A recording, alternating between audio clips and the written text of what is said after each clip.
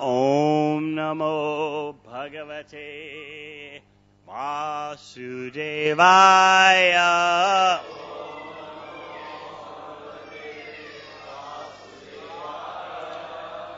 Srimad Bhagavatam, 10th Canto, Chapter 15. The killing of Dhenuka, the ass demon, Text 16. We're starting, I think, maybe from Text 14, is that it? All right.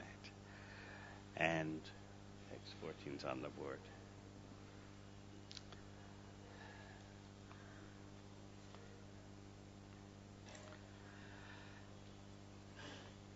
Kvachid krida parishrantam gopatsang gopabahanam Swayam Vishramayatyayan Parasamvahanadibi Kachikrida Parashrantan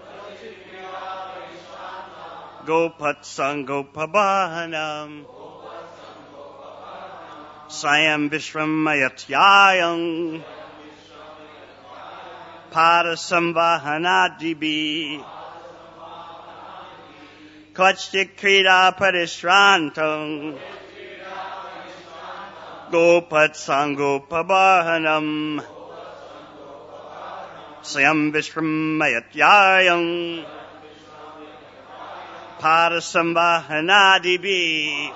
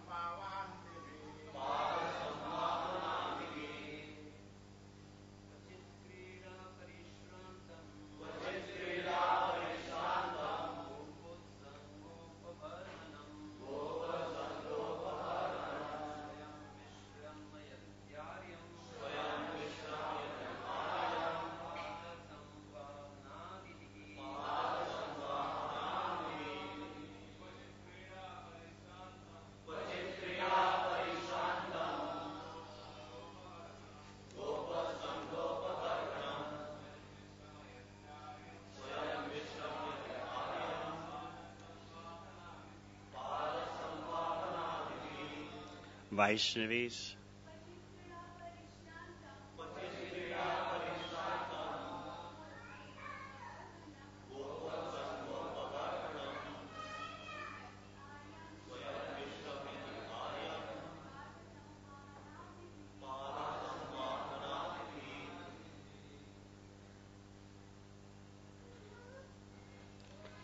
Kvachit, sometimes. Krida, by playing. Parishrantam, fatigued. Gopa, of a cowherd boy. Utsanga, the lap. Upabahanam, using as his pillow. Swayam, personally. Vishramayati, relieves him from his fatigue. Aryam, his elder brother. Parasambhahana adibi, by massaging his feet and offering other services. Translation. When his elder brother, fatigued from playing, would lie down with his head upon the lap of a cowherd boy, Lord Krishna would help him relax by personally massaging his feet and offering other services. Purport. The word Parasamvahanadibi indicates that Lord Krishna would massage Balaram's feet, fan him, and bring him river water to drink. Text 15. Sometimes, as the cowherd boys danced, sang, moved about, and playfully fought with each other, Krishna and Balaram, standing nearby hand in hand, would glorify their friends' activities and laugh. Text 16. Sometimes Lord Krishna grew tired from fighting and lay down at the base of a tree. resting upon a bed made of soft twigs and buds, and using the lap of a cowherd friend as his pillow. Purport. The word Palavatopeshu implies that Lord Krishna expanded himself into many forms and lay down upon the many beds of twigs, leaves, and flowers, hastily constructed by his enthusiastic cowherd friends.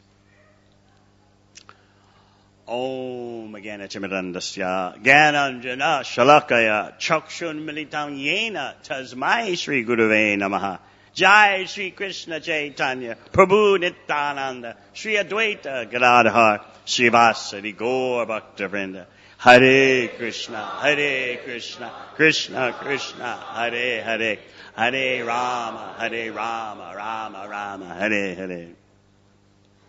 So we are fortunate by hearing from Shukadeva Goswami to be amidst the Vrindavan forest. And we spoke 2 days ago about how sometimes the opulences of the Vrindavan forest bewilder devotees of Vaikuntha. They don't get it sometimes. How can Krishna be so attracted to such simplicity in Vrindavan? Just think you're hearing that Krishna would lay down at the base of a tree, resting upon a bed made of soft twigs and buds. How does this compare to the opulences of Vaikuntha? The palaces, the majesty. But as we spoke a few days ago, the main attribute of Vrindavan is Madhurya, sweetness.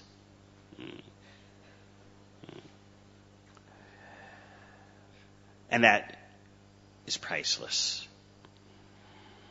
Remember Sri Chaitanya Mahaprabhu during the Ratha Yatra festival. He wants to bring Krishna back to Vrindavan. In the mood of Krishna's dearest devotee, Sri Chaitanya Mahaprabhu spoke. Remember the forest, the opulences of Dwarka. They're not where we should be. Kurukshetra is not where we should be. We should be in the forest. Sometimes Srila Prabhupada refers to Vrindavan as the remote cowherd village. So how does a remote cowherd village compare to the opulences of Vaikuntha? Yet, in this remote cowherd village, Krishna subordinates himself to his devotees' love. So, as Sri Chaitanya Mahaprabhu, Krishna has taken the emotions, the heart of Srimati Radharani, and implored Krishna, come back to the forest of Vrindavan. Come back to that remote cowherd village. Very beautifully, Chaitanya Charitamrita explains this bhava, this Radha bhava. For most people, the mind and the heart are one. But for me, my mind and Vrindavan are one. I wish for you to come back to the forest. Place your lotus feet there. Your placing your lotus feet back in the forest of Vrindavan is the same as your placing your lotus feet in my mind. Because Mora Mana Vrindavana, my mind and Vrindavan are one.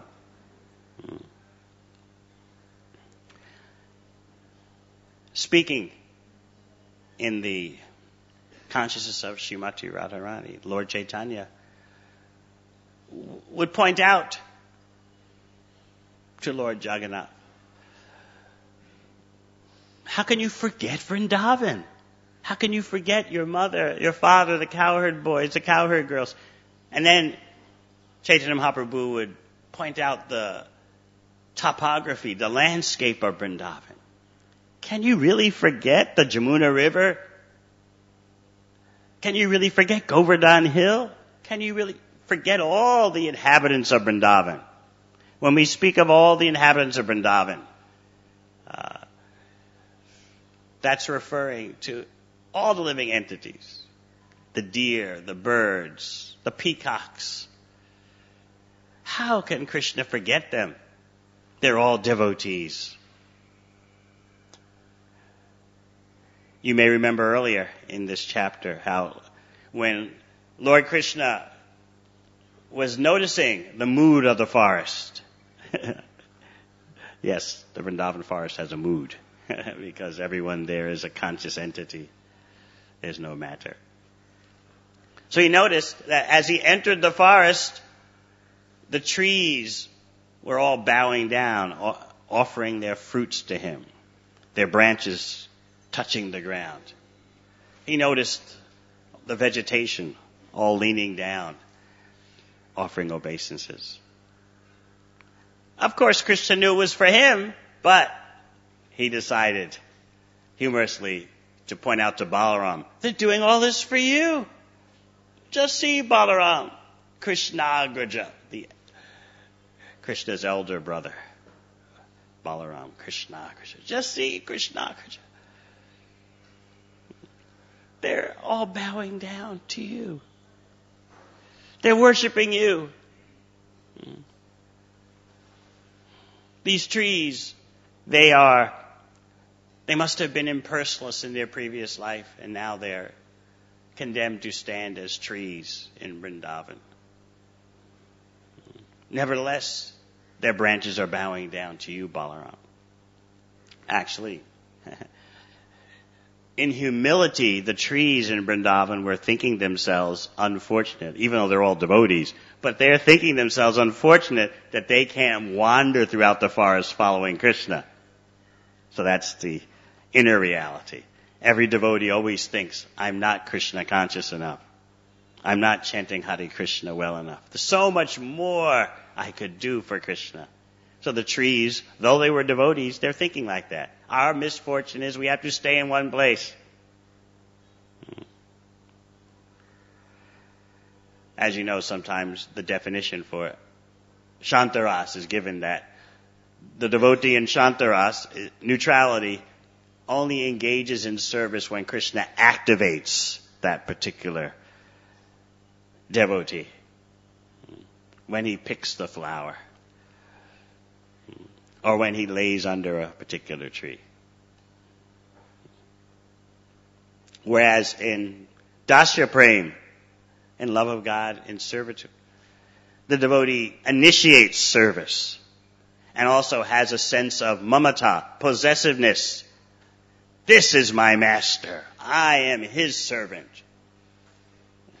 That possessiveness is there in the four rasas. Mamata is there in servitude. My master.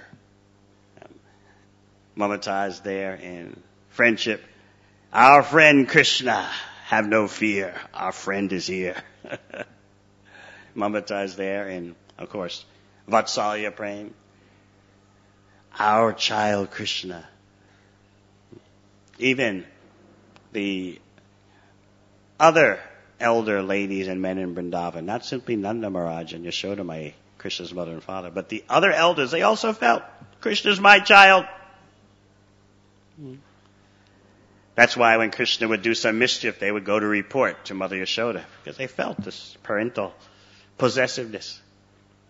And they even felt that, well, if Krishna was my boy, I would treat him as well as Mother Yashoda. If he were my boy. That was their ambition. So therefore, when Brahma thought he had stolen the cowherd boys and calves, Krishna gave all the mothers in Vrindavan a chance to indeed fulfill their desire and have Krishna as their boy. Because they were thinking like that. If he were my boy, I'd love him just like Mother Yashoda.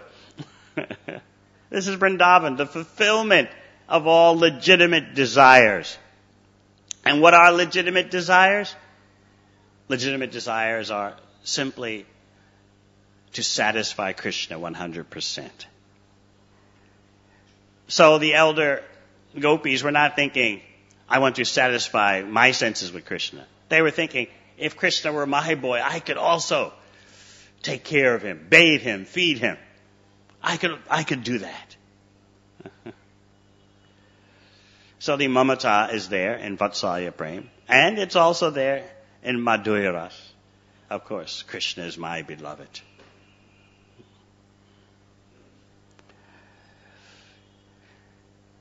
During the Rath Yatra, Lord Chaitanya, in the mood of Srimati Radharani, is trying to incite Krishna's remembrance of Vrindavan forest and of all the inhabitants. Don't you want to go there? That's the only place where we can be happy. That's the only place where your desires can completely be fulfilled by your loving devotees. Please come back. Please put your feet there. Please return. And Krishna replied, as recorded in Chaitanya Charitamrita. Actually, how could I ever forget the residents of Vrindavan? I can't sleep at night because of them, forgetting because of being separated from them.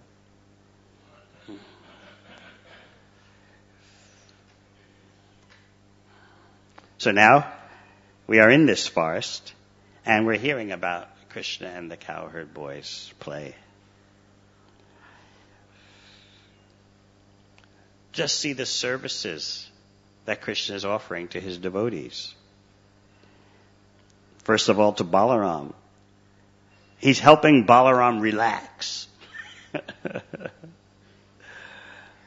Lord Krishna would help him relax by personally massaging his feet and offering other services.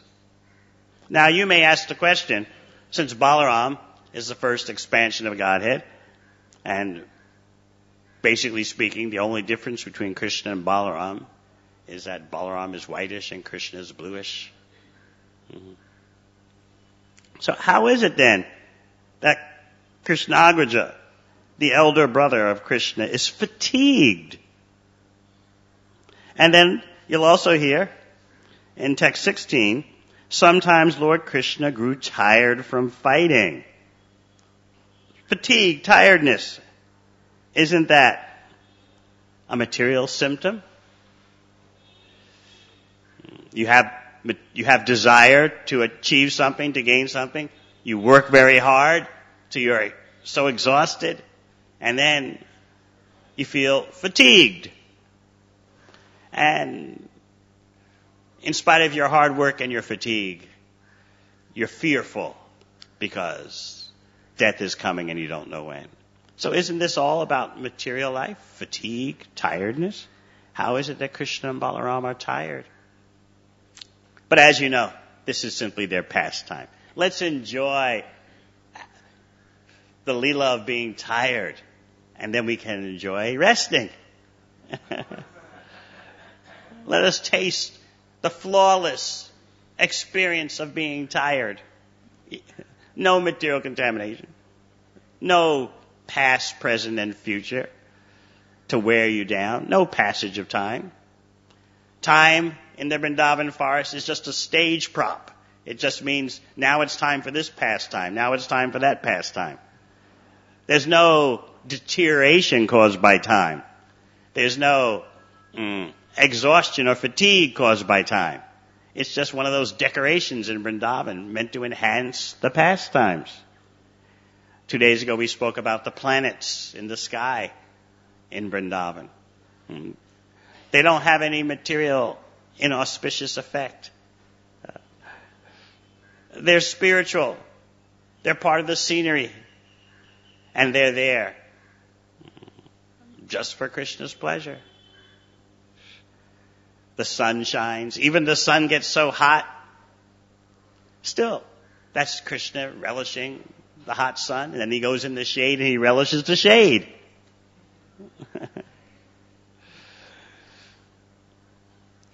And the rising of the moon, especially the full moon in the Sharat season. It's all going on for Krishna's pleasure, to stimulate exchanges of ecstatic love. The ordinary person, not trained in parampara, has difficulty with Krishna's Leela. Well, he's tired. How can that be God? That's why Krishna first educates you in Bhagavad Gita. Avajananti mamudha. Fools think I'm an ordinary human being. Fools think that I'm actually tired in a material way. Fools think I have some material purpose to accomplish. Boys play with boys because they want to satisfy themselves. They have desires. They want to jump up and down and play to fulfill themselves, to make their childhood perfect. But Krishna has no need to do anything. He engages in his childhood pastimes just because he engages in them. Though he has no need, he does them. Because he is the supreme enjoyer. To be an actual enjoyer, you cannot have any necessity. As soon as necessity is pushing you, that's not enjoyment. Think about it. As soon as you have some purpose to achieve, because there's some lack within you. As soon as there's some pressure, some necessity that you have to do something, you can't enjoy. But material life means you pretend that you're going to enjoy. And you pretend the results have been enjoyable. Even though you've been pressured, you've had your arm twisted, you've been motivated by emptiness within you, deficiency, but you call it a good time.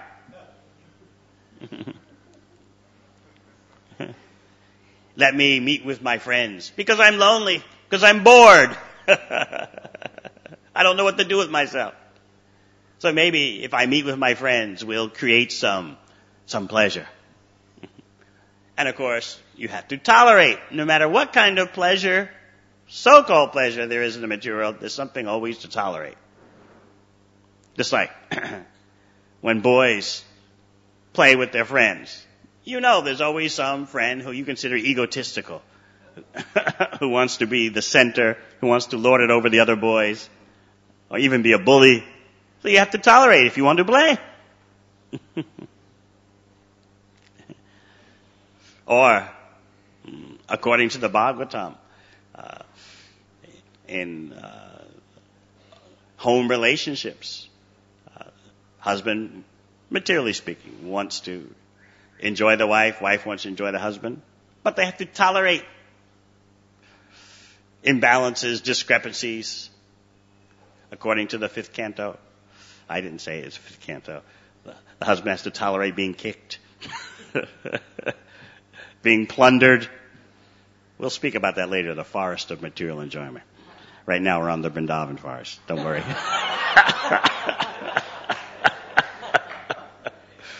Just speaking Bhagavatam now. Don't shoot the messenger. So try to understand that how can you be the enjoyer and how can there be such a thing as real pleasure in the material world when there's always the force of necessity?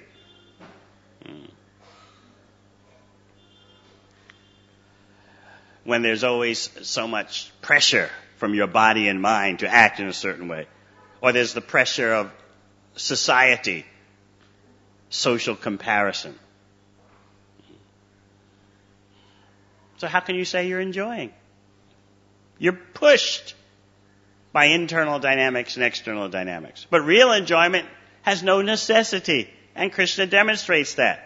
Why am I playing in the Vrindavan forest? Is it because I'm bored? No, because for no reason at all except whatever I do is pleasure. I'll enjoy being fatigued. I'll enjoy resting for no reason. And I'll also, even though I have no reason to do anything, I'll give pleasure to my devotees. And my devotees have no reason to do anything except to please me. Oh, this is life on the spiritual platform. In material existence, fatigue is not a pleasant thing. I was experiencing that yesterday as we returned from the Bhaktivedanta hospital. And after being worked over by the fine team of devotee doctors, very eager to show their devotional skills. Of course, after a while, I was eager to make an exit. That's natural. Enough medical things. Enough. So anyway, we're coming back from the hospital and driving on that, what is that road? Santa Cruz Highway. Yeah. And the traffic comes to a complete halt.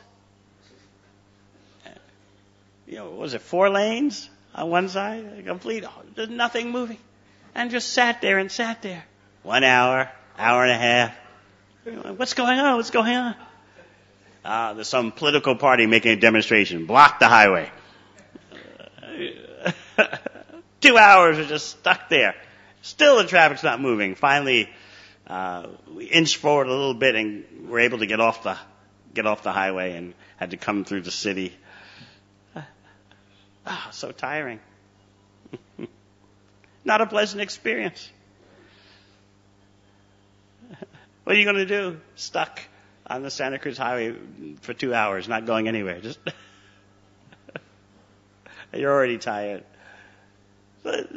These are the inconveniences of material existence. Of course, things could be a lot worse. Fortunately, I had good association, Gopinath Prasad Prabhu, and he was trying his best to come up with a solution.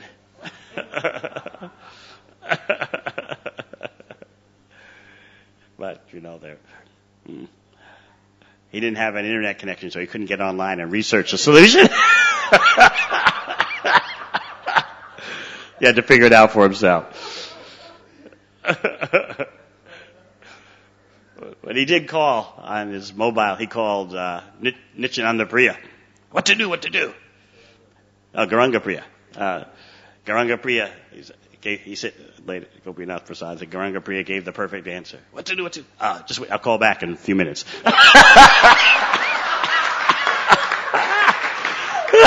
That's always the perfect answer. I'll get back to you. In other words, what do you want out of me? I can't unblock the traffic.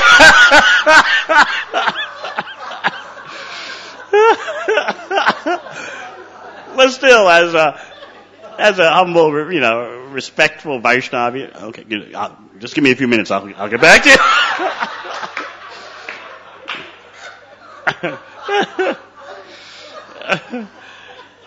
So he must have quickly researched the situation, Garanga Priya, and he got back to Gopinath Prasad that, they're blocking both sides of the motorway. So it's not that we can send a car from the temple coming the other way and pick you up. But they block both sides. It was very exhausting. So this is material existence, and things could get a lot worse. We get tired. There are impediments. But for Krishna's pastimes, there's nothing like that. And it's very difficult for a person with ordinary intelligence to understand. Because everything done in the material is based on necessity, need, some lack. Something's missing. You have to fill the gap. Relationships are built in that way. Fill the gap. Fill the hole. But for Krishna, his Leela, of course, by definition, has nothing to do with goals to achieve, purposes to fulfill. Everything is just his own sweet pleasure. Whatever Krishna feels like doing simply because he feels like it. And this is what we're envious of. Supposedly, very rich people, they can operate like that, do something just because they feel like it. But, as we know, they're under the gun of so many mental and physical demands, necessities.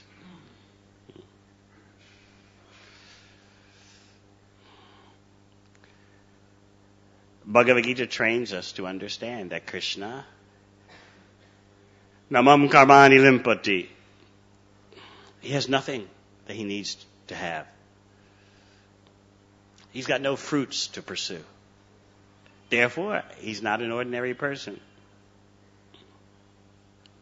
His fatigue is just, he's relishing that experience of apparently being fatigued. But his body is all spiritual. There's no question of exhaustion. But as a Supreme Personality of Godhead, to show you he can enjoy everything, he also shows you I can enjoy fatigue. I've played, now I'm tired. I'll put my head at the base of a tree, resting upon a bed made of soft twigs and buds, and using the lap of a cowherd friend as his pillow. He's showing that. And by these activities, he's attracting those who have forgotten him. This is real life. Come back to this.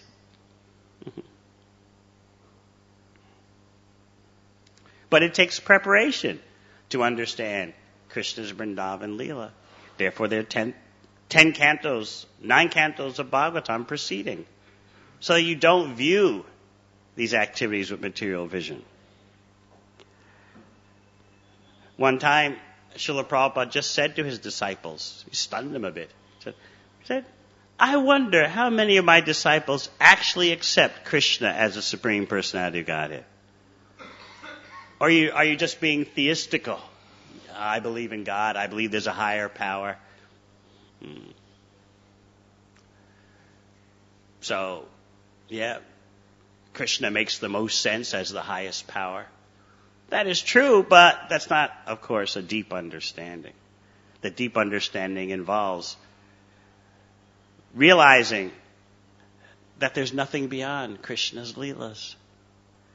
There's nothing beyond that.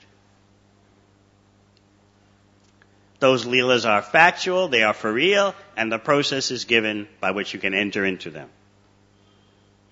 So that is more than just being theistic, accepting Krishna's Leelas.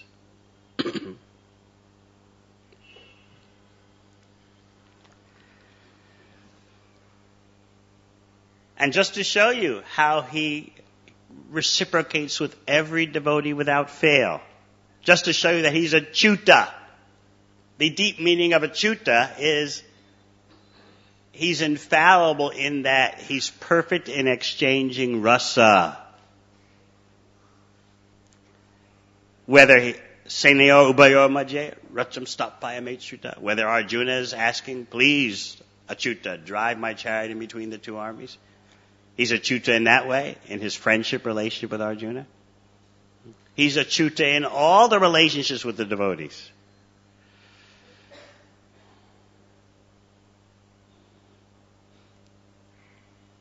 This is the Supreme Personality of Godhead, far beyond any understanding of the Supreme as the creator, maintainer, destroyer.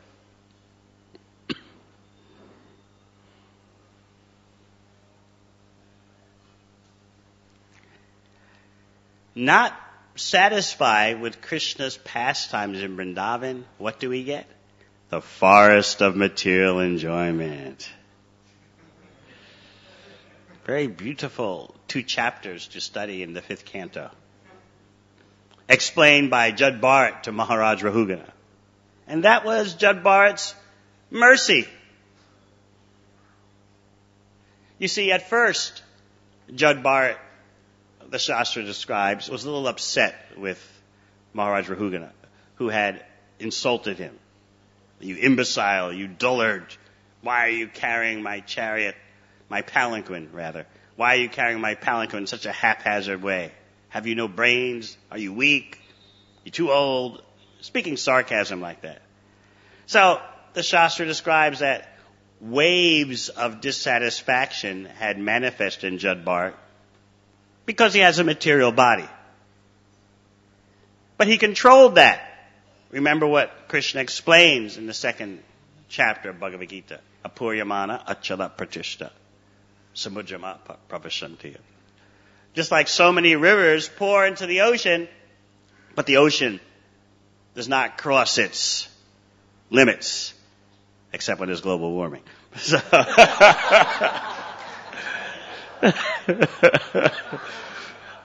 But you see, it's an abnormal civilization that has global warming, so therefore you cannot say, oh, that verse, there's a problem with it.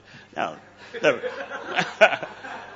The verse is using an analogy based on a real human society in which they don't destroy their own habitat. This is the great paranoia in places like New York City, Manhattan. They're realizing that the ocean is going to rise. The ice caps, the polar ice caps are melting.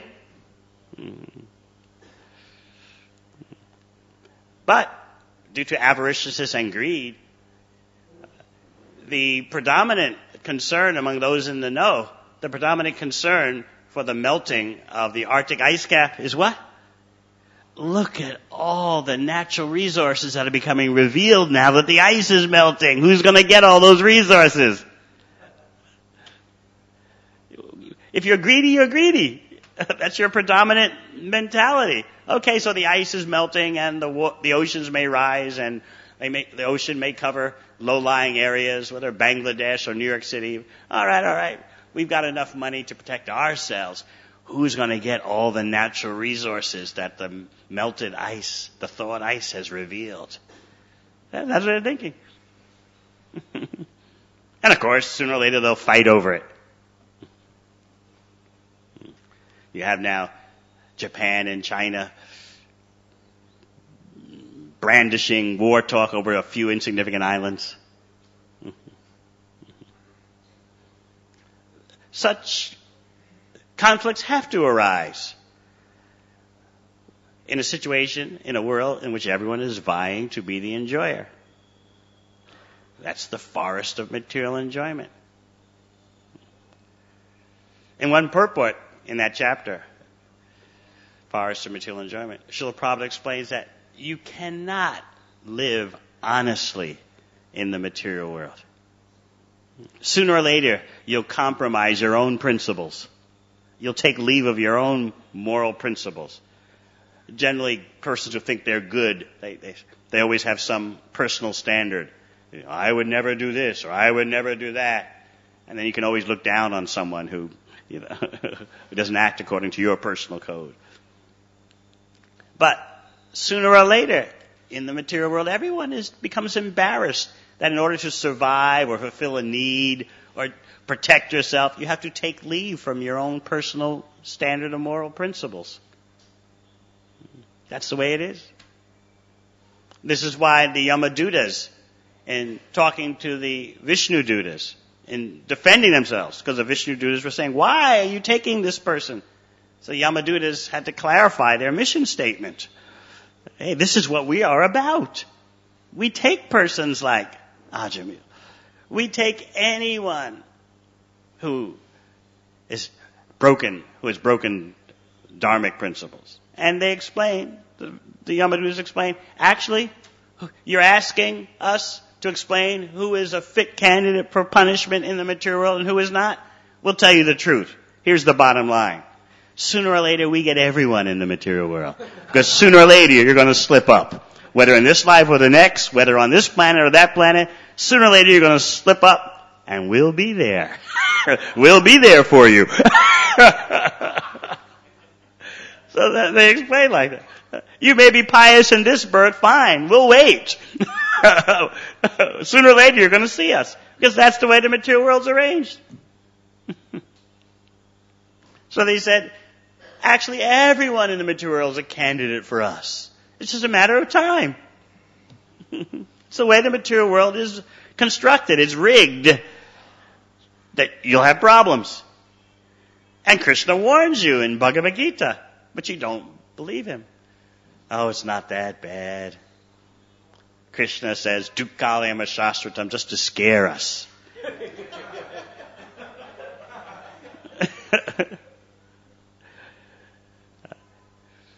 In India, do the parents, they try to scare their children into behaving and not being naughty by saying, some monster's going to get you? Yeah? They say it like that? What do they call the monster? Huh?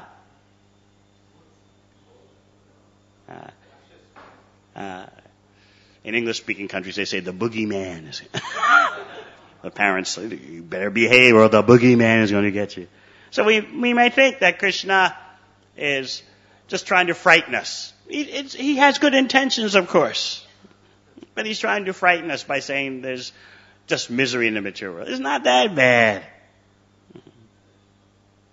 There's something in us that causes us to respond in that way. Even we go through some suffering, yet still we have hope. I shall enjoy. By hearing Krishna's Leelas, we are embarrassed to think, how could I ever try to be the enjoyer? How could I ever think to compete with Krishna? Where did this madness come from? So Jud Bharat, because he had a material body, even though he was a great sage, he felt waves of dissatisfaction in his mind due to the insults of Rahugana. But he calmed himself, just like the ocean. The Shastra says, just like the ocean, after showing some waves, the ocean becomes calm and peaceful. Similarly, Jud Bharat became calm and peaceful. So, again, apuryamana apchala pratishta. Rivers may pour into the ocean, but the ocean, normally speaking, doesn't cross its limits. Similarly, desires may certainly come to the devotee who is striving for freedom from material existence. But because the devotee is full in devotional service, he's not capsized by those desires. You see, the material body and mind have a history. They're the product of a chain of actions and reactions, so we can't be sentimental about it. We're carrying with us a bag of complexities and intricacies from many lifetimes. So sometimes, even in spite of our best desires, our bodies and minds throw things at us due to past conditioning. So Krishna, who's very, very expert, the topmost expert in psychology and tactics, he says, look, this is just like rivers pour into the ocean. Similarly, desires may come to the candidate for liberation, but don't act on those desires. And how can you not act on those desires? Because you're full in devotional service.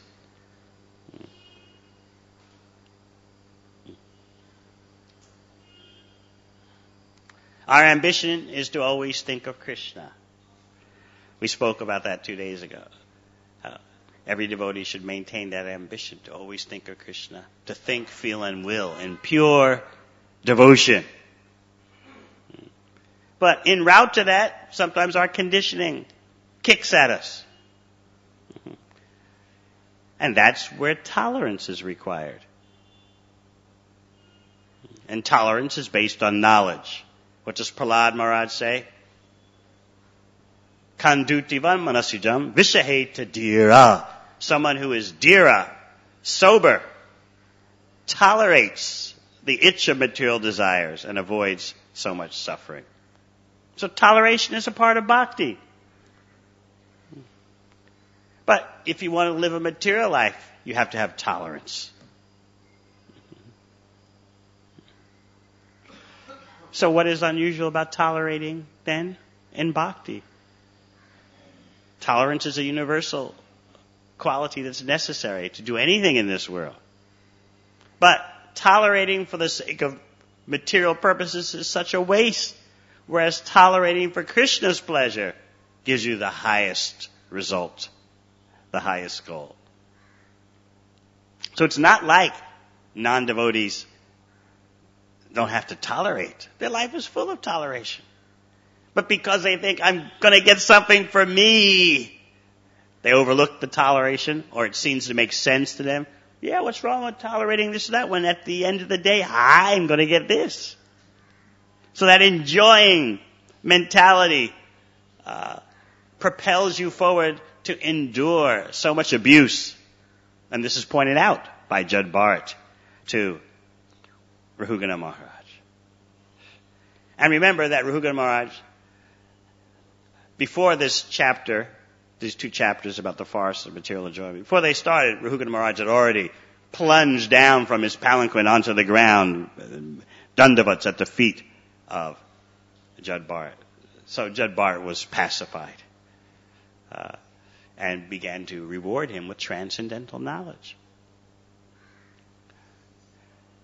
So, before Judd Bharat began to explain about this allegory, the forest of material enjoyment, he explained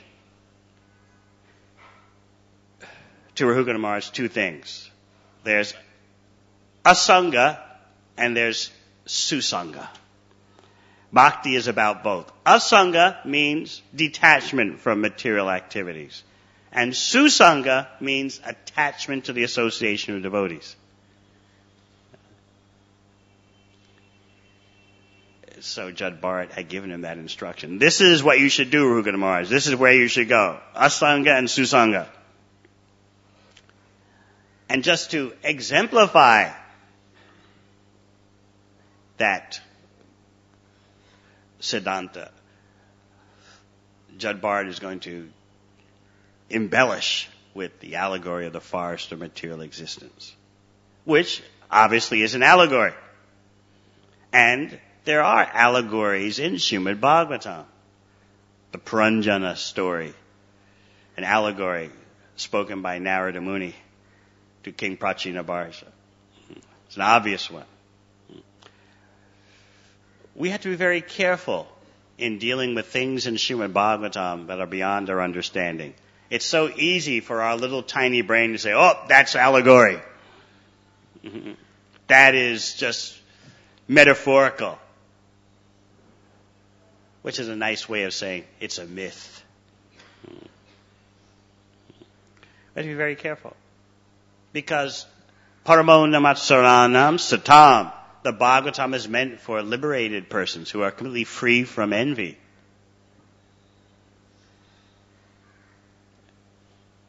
Sometimes devotees ask, well, how do we know what's factual in Bhagavatam and what is allegorical? This question was brought up to Srila Prabhupada. He said, generally everything in Bhagavatam is factual, but there are allegories there.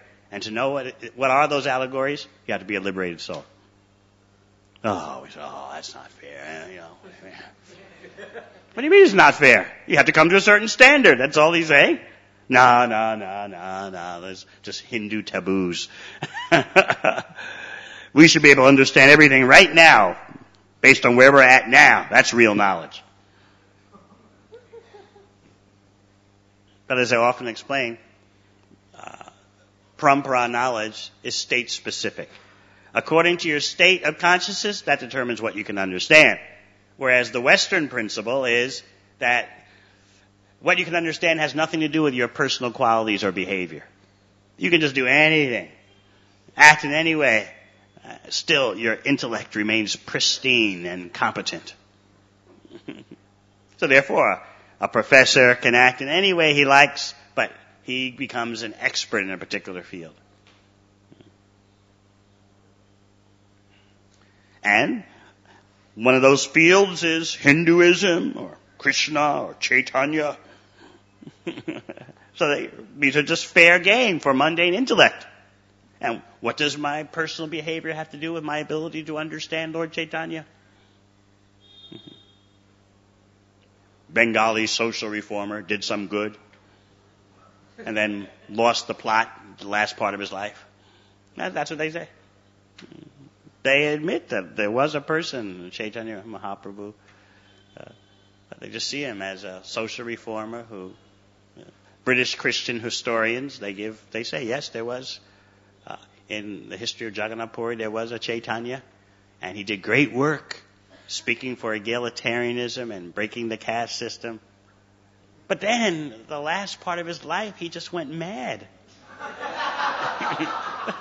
That's what they say. I have read. That's what they say.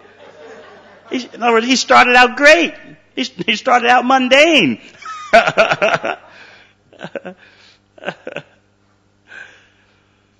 But then, he just lost himself in these mad ecstasies.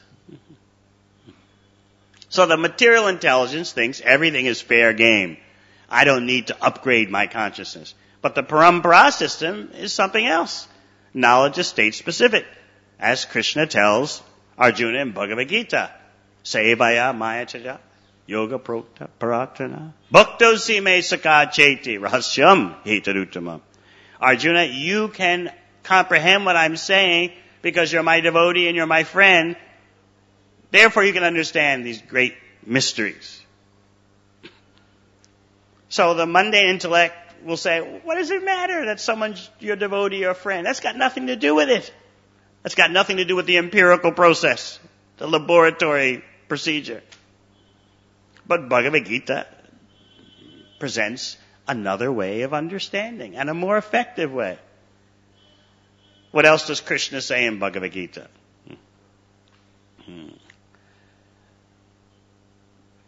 Pravakshanyanusuyave Gyanam Vijnana Sahitam Yajgat Moksha Shubhat. Because you're not envious of me. Just listen, I'm going to teach you how to get out of material existence. Because you're not envious of me. So, indeed we become envious because we say, what does it matter, Krishna, how I think about you? You just give me what I want.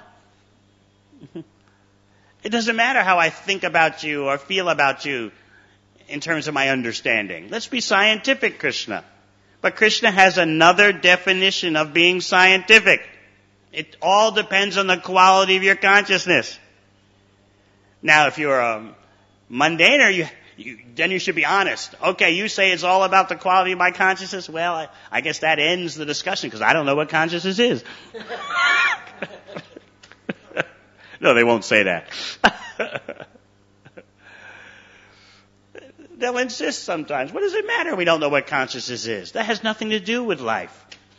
It has nothing to do with how you live your life and what we can understand. So this is the difference in comprehension according to parampara and comprehension according to mundane understanding, which is so prevalent today. Behave any way you like, but your intellect is unaffected. But if you listen to Krishna, then you have intellectual deterioration because you are accepting something that cannot be verified in the laboratory. No, Krishna offers a laboratory. He offers that. But it's on his terms. And this is what we don't like. It's on his terms. Here is the procedure. You go into the laboratory and you can verify. Well, why is that the procedure? Is it because you say? This is the envy. All you have to do is take what Krishna says and apply it in the bhakti laboratory. But the big hang-up is, well, why should I do it just because Krishna says? Who is Krishna anyway? Why does Krishna have the right to dictate? Well, he's only the supreme enjoyer. And look at you.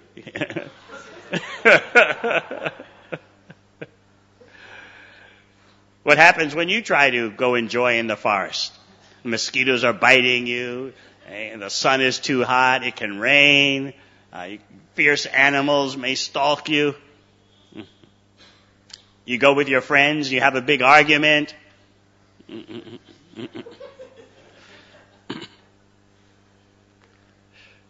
You go with your girlfriend and she breaks up with you in the middle of the forest. Oh, this is life, this is what happens.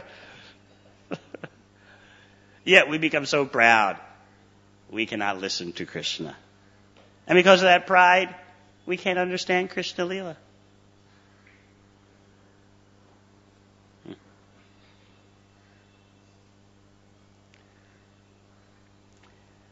I remember, I had just finished university and I was starting to read Prabhupada's books. I especially relished the Krishna book. So one of my associates, I thought, I'll let this person see the Krishna book. So the person just took, also the person was, Yale graduate, the pinnacle of civilization. So the person took the book, and at that time in the front pages of the book, there was just a page with just a few words on it, right in the front. It said, Krishna is the supreme enjoyer. So a person opened the book. I said, hey, check this out. Look at this. This is the greatest book I've ever read. Krishna, the supreme enjoyer. Spontaneous reaction. Like, what is this nonsense? We are the enjoyers. That was the reaction. Just immediately. First contact with Krishna. Krishna, the supreme enjoyer. That's our job. What is this sectarian nonsense? So that envy goes so deep.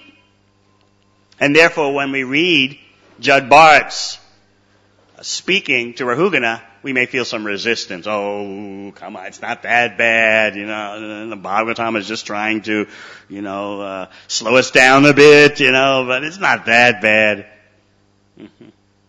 But you should read those 2 chapters. Just to make sure you don't have any misunderstanding, the allegory takes up 2 chapters. One is more, allegorical. The other is really nailing it. Make sure you don't miss the point. Because Rahugana Maharaj, after the first chapter, says, I sort of understand, but can you give me some clarification? And so then in the second chapter, Judd Bart doesn't pull any punches, so to speak. Of course, in both chapters, due to his purports, Prabhupada makes sure you get the point in both chapters. Prabhupada understands the level of intelligence in Kali Yuga. Well, some people say, think about Prabhupada's books, they're not so subtle. and sometimes he repeats himself. Why is that? What do you mean, why is that? It's because you're so dull. He knows it. If it is the fact that you assimilated the point, then let us see the change in your life. But we don't see the change in your life. That means you didn't get the point. So therefore Prabhupada repeats it. Why? Purport after purports are not the body. Because you still haven't understood it. So, whenever you're feeling like you have some faith in material existence, you read those 2 chapters, The Forest of Material Enjoyment. A merchant goes to the forest looking for natural resources. These days you'd say like a nation goes looking for oil or titanium or uranium. Without those strategic essentials, your nation's finished these days.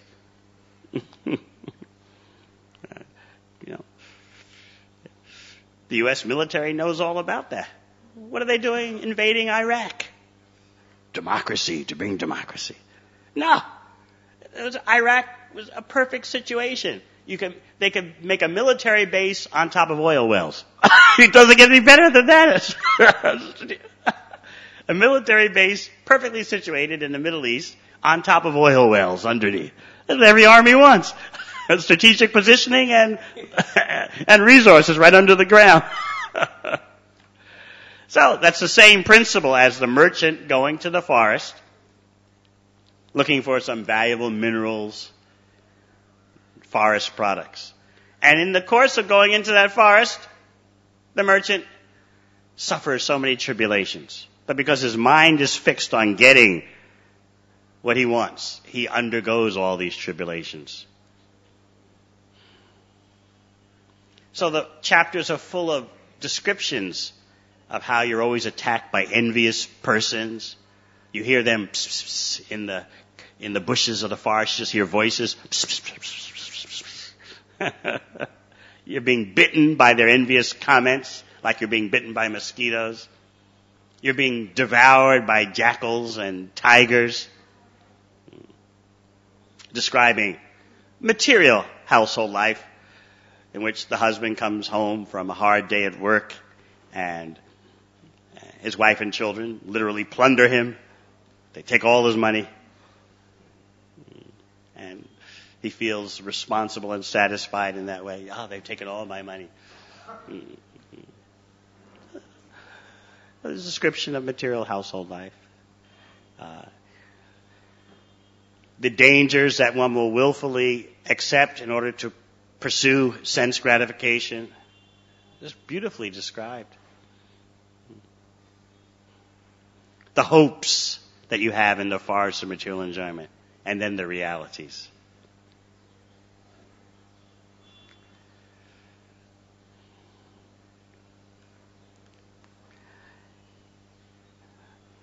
Krishna, as Sri Chaitanya Mahaprabhu, is especially inviting us back to the forest of Vrindavan.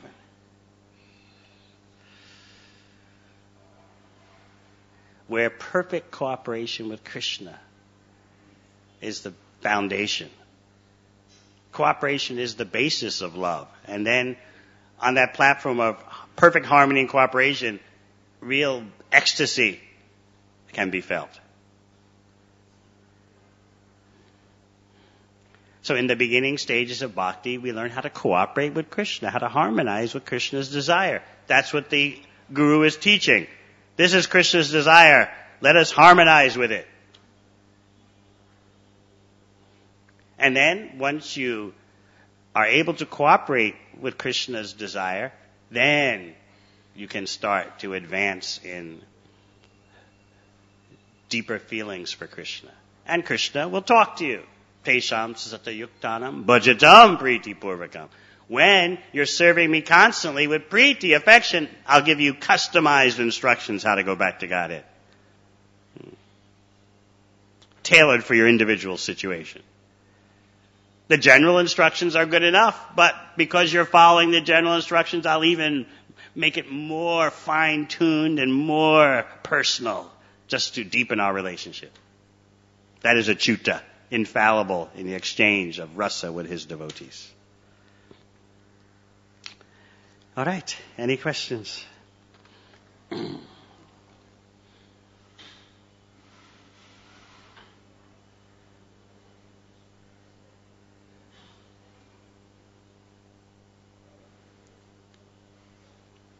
Yes. Maharaj, you can see that it seems that the Jada Maharaj.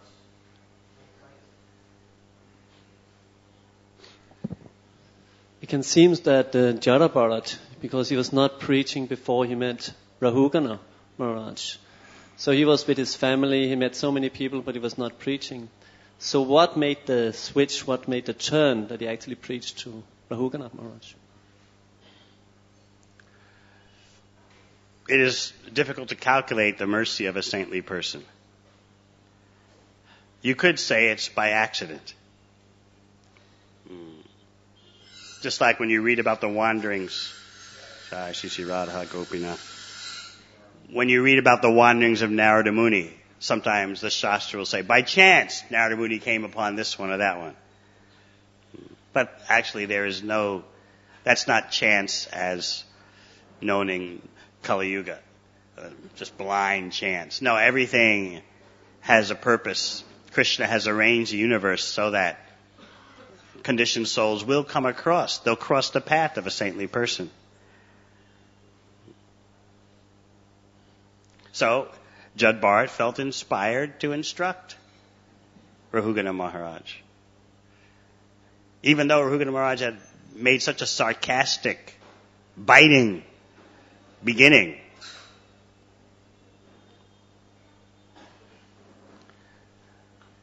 But in the beginning, please remember, in his instruction to Rahugana Maharaj, Jad Bharat didn't speak in a completely transparent way.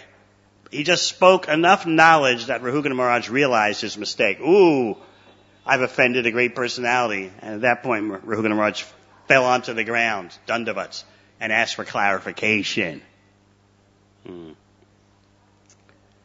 And because he fell on the ground at Jad Bharat's feet and asked for clarification, Jad Bharat began to explain more and answered all the points that Rahugana Maharaj wasn't clear about. So you could say it's by accident. I was just listening to Prabhupada the other day explaining that materialists don't do anything good. If the only way they do something good is by accident. Otherwise they don't do anything good. The Prabhupada knows how to arouse us. Like, ooh, such a blanket statement. How could it be true? But he wants you to think how it could be true. He's provoking you. They don't do anything good except by accident. It's the only time they do something good. And so devotees, they were curious. Well, can you explain? What do you mean by accident? He said, yeah, sometimes they don't intend to do something good, but sometimes good happens. For example, he said, he was speaking in USA. It's an accident. They didn't know what I was up to, what I was doing, but they let me come to this country and preach. It was accidents. They didn't know, but they let it happen. So they did something good by accident.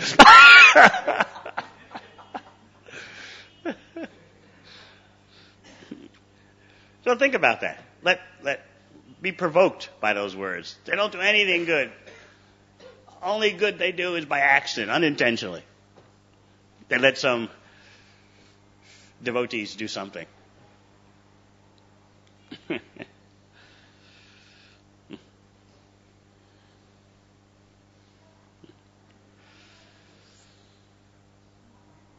Anything else?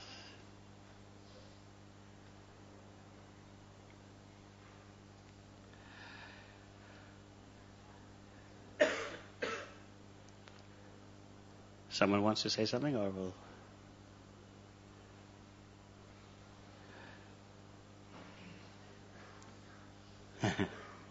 Thank you very much. Hare Krishna.